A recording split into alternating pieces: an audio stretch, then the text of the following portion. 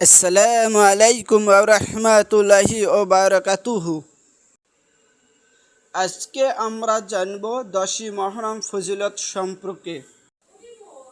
রাসূলুল্লাহ সাল্লাল্লাহু আলাইহি ওয়াসাল্লাম বলেছেন, আশুরা দিনে রোজার বিনিময়ে আল্লাহর কাছে আশীর্বাদী যে তিনি আগে বছরের গুনাহ ক্ষমা করে দেবেন।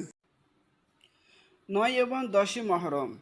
ইহুদিরা 10ই মুহররম রোজা রাখে, তাই তাদের সাদৃশ্য এড়াতে রাসূলুল্লাহ সাল্লাল্লাহু আলাইহি ওয়াসাল্লাম 10-এর সাথে 9 তারিখে রোজা করতেন অথবা 10-এর সাথে 11 তারিখে রোজা করতেন।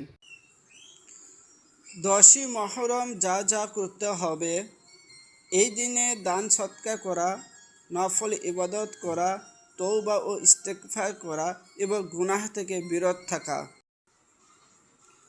পরিবারের সাথে খাবার আয়োজন করা এবং গরিবদের দান করা সবচেয়ে বড় আমল। এই দিনে কোরআন তেলাওয়াত করা, তাসবিহ পাঠ করা।